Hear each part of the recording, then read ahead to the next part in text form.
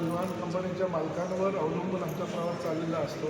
आता परवा झालेली दुर्घटना कोणी म्हणतात की 3 सेकंद आधी पायलटने विमान जमिनीवर उतरवलं, एकदा उतरवलं, पहिल्यांदा त्याला धुक्यामुळे दिसलं नाही, दुसऱ्यांदा उतरवलं परंतु त्याने 3 सेकंद पहिले उतरवलं म्हणून ते पलटले आणि त्याचा अपघात झाला. अशी घटना ज्या घडतात त्या देशहिताच्या दृष्टीनं अयोग्य आहेत. मला असं वाटतं एव्हिएशन इंडस्ट्रीनं ह्या विषयावर फार लक्ष देणं गरजेचं आहे. चांगली त्या विषयावर माहिती असणारी लोकं त्यांनी हायर केली पाहिजे आणि अशा ज्या दुर्घटना घडतात नंतर त्याची चौकशी करण्यापेक्षा काहीच घडू नये असं मला वाटतं. आता गेली अनेक वर्ष एमिरेट्स नावाची जी एअरलाईन्स आहे त्यामध्ये कधी अशा घटना घडलेल्या त्यांच्या कधी अपघात झालेले त्यांच्यामध्ये कधी दुर्दैवी अशी घटना घडलेली नाही. तर त्या जर एखादी एव्हिएशन कंपनी जर चांगल्या प्रकारची सर्व्हिस देऊ शकते तर तुम्ही का देऊ शकता हा विचारसुद्धा केला पाहिजे आणि त्यामुळे चौकशी तर केलीच पाहिजे. परंतु चौकशी करत असताना चांगले टेक्निकल लोक जी आहेत त्या क्षेत्राशी संबंधित त्यांच्या माध्यमातून त्यांचे विचार घेतले पाहिजे. त्यांच्या विचारांच्या माध्यमातूनच आपण पुढे कारवाई केली पाहिजे असं मला धावपट्ट्यांचं तर आता मला आमच्याकडे सोलापूरला आहे, धाराशिवला सुद्धा धावपट्टी नाईट लँडिंग आहे. आता नाईट लँडिंग नसल्यानंतर मग धावत पळत प्रत्येकाला प्रवास करावा लागतो. 4-4:30च्या विमानाचं किंवा हेलिकॉप्टरचा उद्योग करावा लागतो. धावपट्टे छोटे असतात. अशा छोट्या धावपट्ट्या बनवण्यापेक्षा लाईट लँडिंगसह मोठ्या जर धावपट्ट्या बनवल्या तरच त्याचा फायदा प्रवाशांना आणि सर्वसामान्य जनतेला होऊ शकते ही भूमिका ठेवली पाहिजे. आणि त्याचबरोबर ज्या काही धावपट्ट्या आपण बनवलेल्या आहेत ज्या बारामतीच्या धावपट्टीचं मला जेवढी माहिती आहे त्यामध्ये तर काही प्रशिक्षक जे आहेत ते सुद्धा प्रशिक्षण घेत असतात आणि त्यासाठी सुद्धा त्याचा वापर केला जातो. तर मग प्रशिक्षक म्हणून काम करत असताना प्रशिक्षण घेणाऱ्या विद्यार्थ्यांसाठी जर ती धावपट्टी अशा प्रकारची असेल ज्या ठिकाणी एवढा मोठा अपघात होऊ शकतो तर निश्चितपणे अशा धावपट्ट्यांचा ऑडिट करणं गरजेचं. मुख्यमंत्री त्या ॲथॉरिटीचे मुख्यमंत्र्यांशी चर्चा करतील ना. आता मुख्यमंत्र्यांनी CID इन्क्वायरी पण लावलेली आहे आणि धावपट्टीच्या अनुषंगाने ते चौकशी करतायत आणि निश्चितपणे एक चांगला मुख्यमंत्री ह्या राज्याला देवेंद्र फडणवीस साहेबांच्या माध्यमातून लाभलेले आहेत.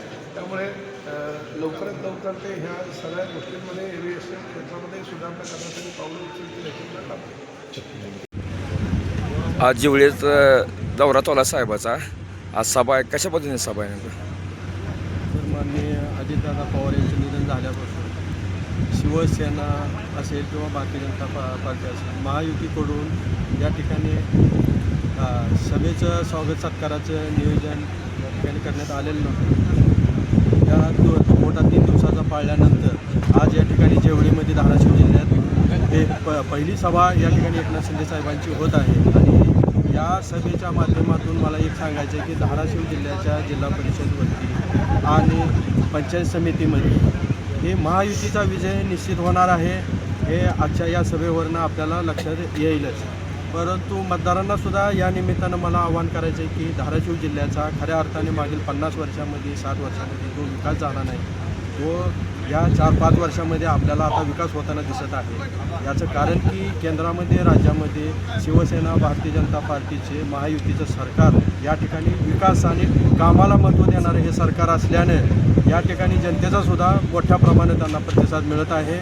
आणि येणाऱ्या ह्या जिल्हा परिषद आणि पंचायत समितीच्या निवडणुकीमध्ये हा महायुतीचा विजय निश्चित या ठिकाणी आई तुळजाभवानीला सुद्धा माझं सांगणं आहे की या ठिकाणी महायुतीचाच इथं जिल्हा परिषदचा अध्यक्ष आणि जिल्ह्यातील सर्व पंचायत समितीवरती सभापतीसुद्धा हे महायुतीचेच होणार. मला या निमित्तानं हेच सांगायचं. धन्यवाद. आज साहेबा दौरा आहे, कशा पद्धतीने दौरा चालू आहे? माननीय आमच्या शिवसेनेचे मुख्य नेते एकनाथजीभाई शिंदे साहेब यांचा जेवढे येथे जिल्हा परिषद आणि पंचायत समितीच्या प्रचारार्थ जाहीर सभा या ठिकाणी आयोजित केली आहे. अत्यंत उत्साह या सभेसाठी दिसून येतो आहे. ग्रामीण भागातून प्रचंड कार्यकर्ते, शिवसैनिक, युवासैनिक, नागरिक मोठ्या प्रमाणामध्ये या सभेच्या ठिकाणी दाखल झालेले आहेत. आता थोड्या वेळामध्ये साहेबांचं आगमन या ठिकाणी होणार आहे आणि निश्चितच इतका मोठा शिवसेनेचा झंझावात चालू आहे.